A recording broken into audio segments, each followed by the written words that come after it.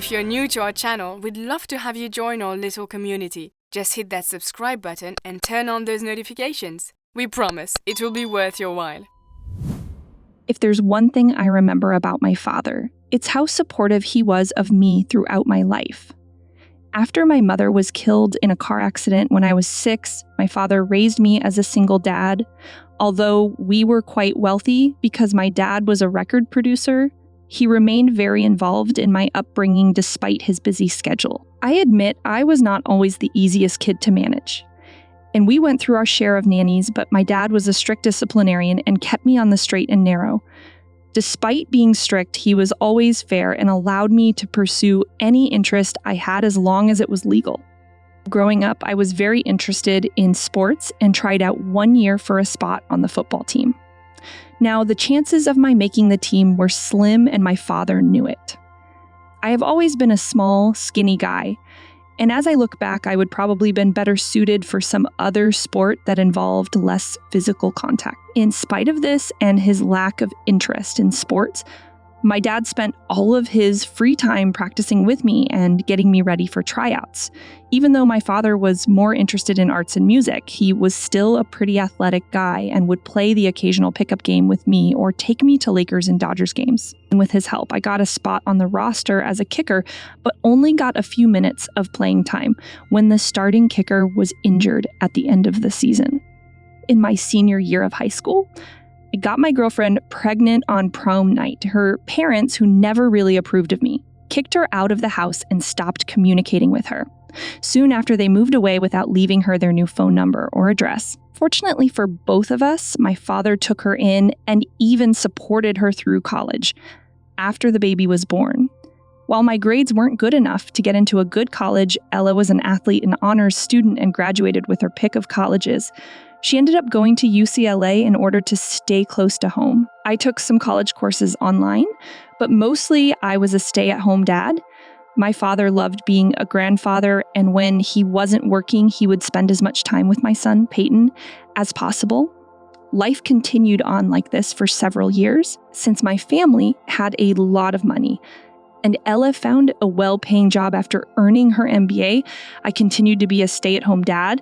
We also got married during this time in a small ceremony with our closest friends. As my son grew older, I began to realize he wasn't like the other boys his age.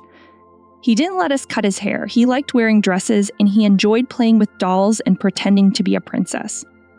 All of his friends were girls. And when I tried to get him to play with other boys his age, he would shy away. Luckily, we lived in a pretty liberal neighborhood, and the neighbors seemed to think such behavior was fine. I, however, felt uncomfortable by my son's feminine behavior. Growing up with the name Courtney, which was a family name, I was sometimes teased at school for having a girl's name, while no one seemed to be judging him now. I wasn't sure what kind of life he'd have once he started school. The parents in the area might be accepting, but it's hard to tell how his fellow students might treat him. For this reason, we decided to homeschool him for the first few years. Thinking this might be a phase, we thought we would wait for him to outgrow this before enrolling him in school. When I was 25, my life took a tragic turn. My father, who had never been a very healthy eater and would enjoy the occasional drink and cigar, suffered a heart attack and passed away a few months later. I was heartbroken and forced to continue my father's company on my own. Not knowing much about the industry, I hired professionals to run the day-to-day and only made occasional visits to ensure the company was being run correctly in my father's absence. During this time, I mostly stayed at home, grew out my hair, and grew a beard. My wife hated the beard, but knowing my pain put up with my sloppy appearance. Also, we began to realize our son may not have just been going through a phase. When he turned 9, he asked for a princess party with princess makeovers, and he also began showing interest in the son of the lesbian couple that lived down the street. I often found them on play dates together, playing house. My son would play the wife and hold the boy's hand and kiss him on the cheek. While I didn't have anything against people who were gay or transgendered, I never expected my son would be possibly one or both. While Ella didn't seem to mind, She could tell I felt somewhat uncomfortable whenever I saw my son acting girly or kissing the neighbor boy. One night in early October, when Peyton was 12, Ella and I discussed our Halloween plans while lying in bed. "So Halloween is coming up, and I have to go out of town on business again," Ella said. "Do you think you can take Peyton to the Halloween party?" "Yes, I suppose," I replied while watching SportsCenter. "Did he already pick out his costume?" "He did," Ella replied hesitantly. "And since I won't be able to take him this year, he was wondering if you could dress up with him instead." "What does he want me to dress up as?" I asked, turning my attention away from the TV. "Well, since he's dressing up as Dorothy, he was wondering if you'd dress as Glinda," she replied. "We actually got the costumes before I knew I would have to go out of town. The Glinda costume is kind of sexy, but not too revealing." "I don't know," I responded. "I've gotten used to the fact that Peyton likes to dress like a girl, but I think I'll find a scarecrow costume or something instead." We went to sleep, and I didn't think much about Halloween again until a few days later. While watching some family videos, I began to think back to all of the things my dad did with me.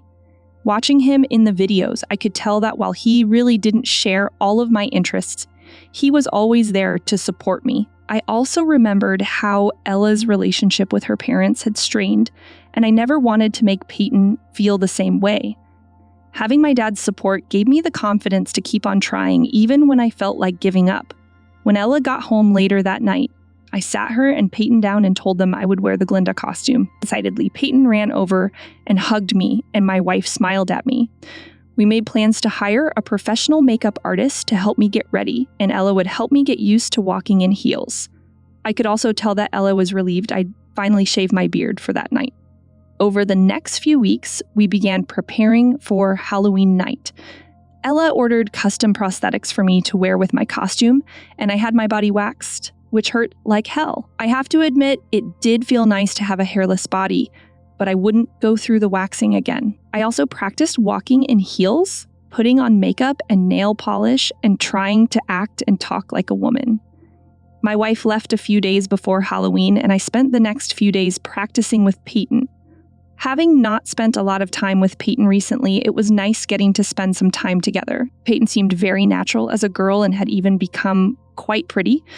While we didn't allow him to wear a lot of makeup, he was pretty good at putting it on, and I could tell he'd been sneaking lessons from some of the older girls in the neighborhood. "Dad?" he asked hesitantly as we got ready a couple days before the party. "Yes, son," I responded.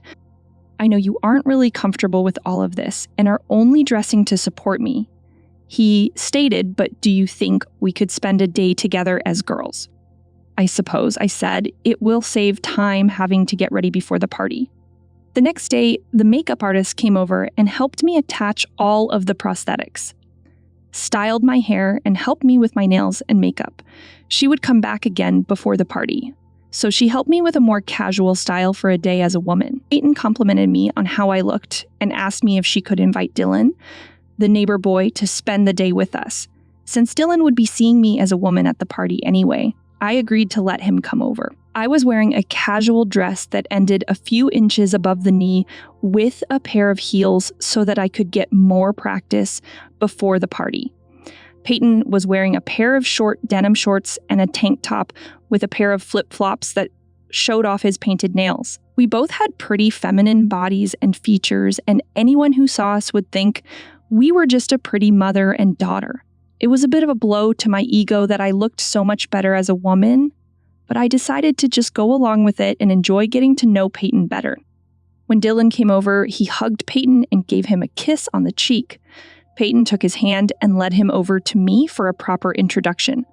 While I had known Dylan since he was born, Peyton wanted to properly introduce him as his boyfriend. Having seen this coming, I responded courteously, and Dylan nervously told me that I looked very pretty. I thanked him, and we went to the kitchen to have some lunch.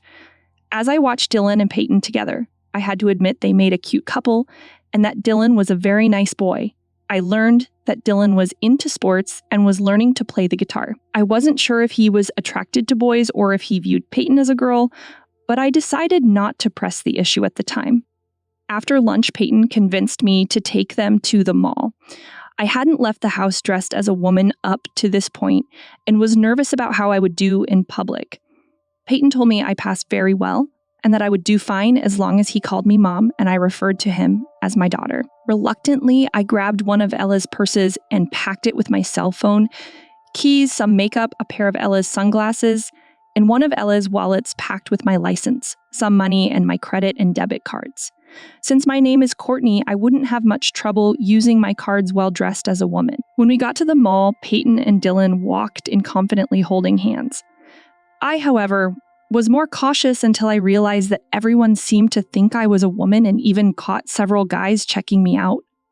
By the time we reached the first store, I was feeling more comfortable and soon felt like a mom out for the day with her daughter. As the day went on, I watched as Peyton picked out and tried on different clothes and shoes and tried them on for Dylan and me.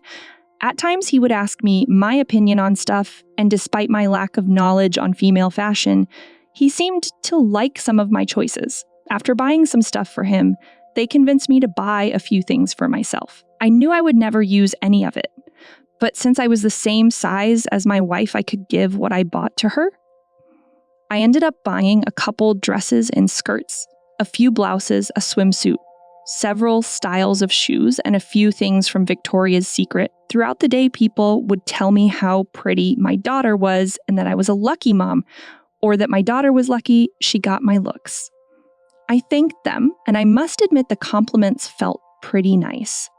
After shopping for several hours, we went home and changed into our swimsuits. Dylan put on a pair of swimming trunks and Peyton put on a one-piece suit that was appropriate for a girl his age. My suit, however, was a two-piece that showed off my feminine figure and left little to the imagination. My prosthetics were very realistic, and with my long blonde hair, I must have looked like some kind of model or actress. We continued to refer to each other as mother and daughter, and Dylan called Peyton his girlfriend. I began to realize that Peyton might be transgendered, but I would not pressure him to make any decision until he came to us and discussed it.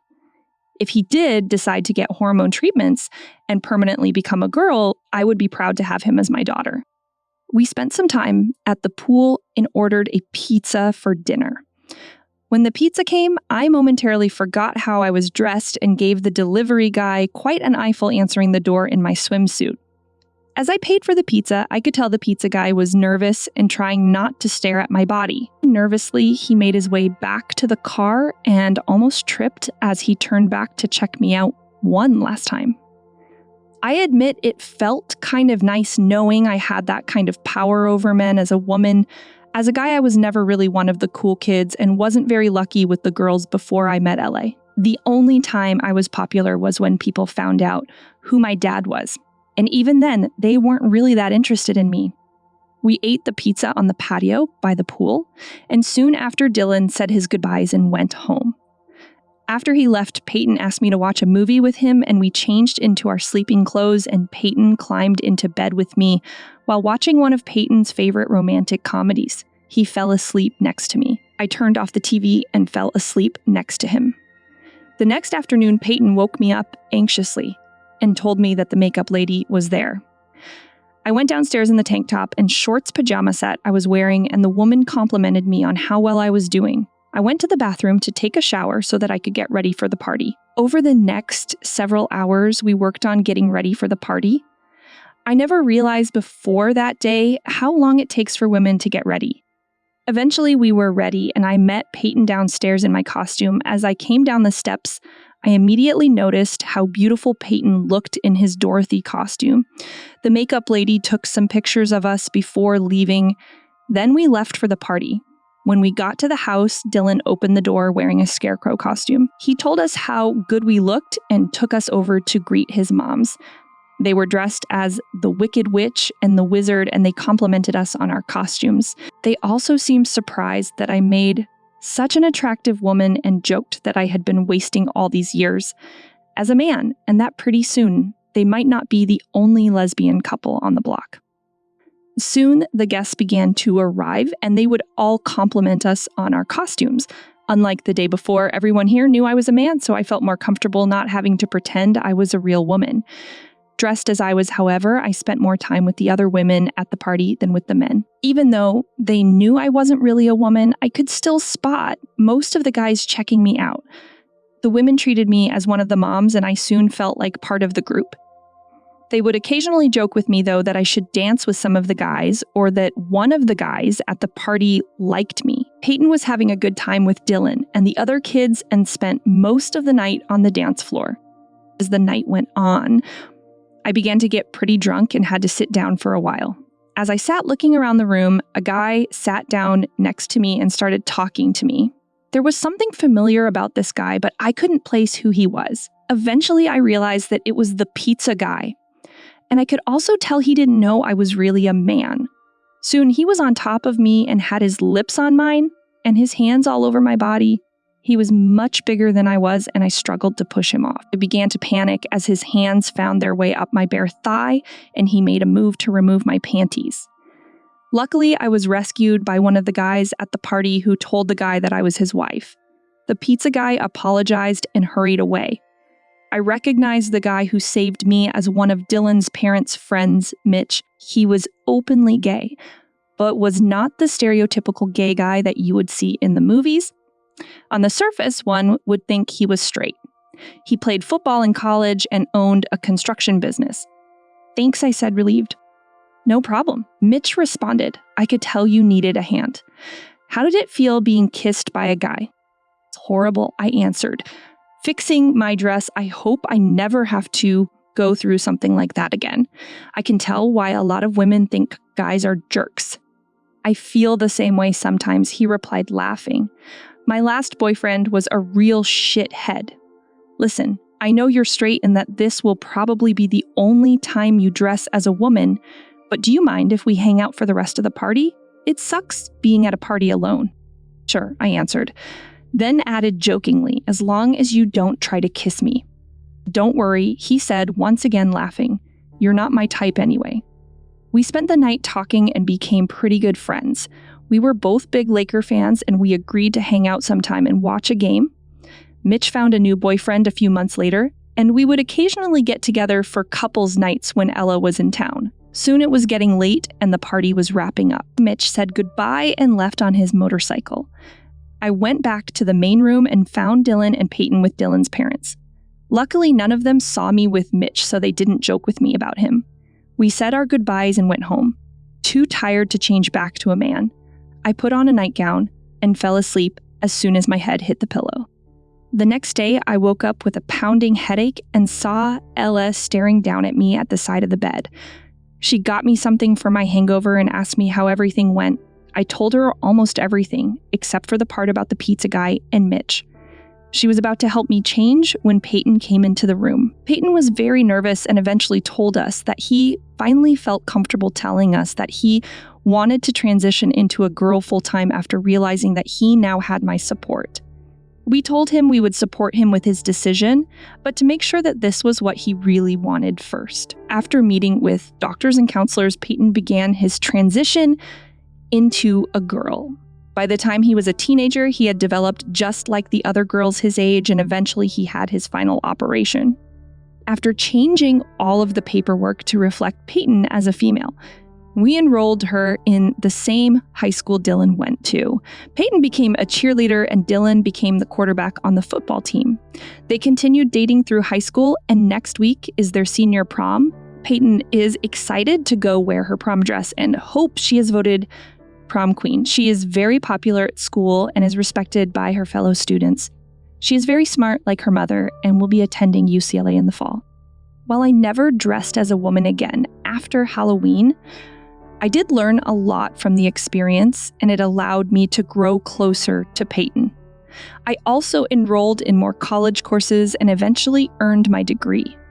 I have since taken a more active role in my father's company and have even signed a few artists with Peyton's help. Most of them were young male singers that Peyton had a crush on, but I also signed some artists that I liked.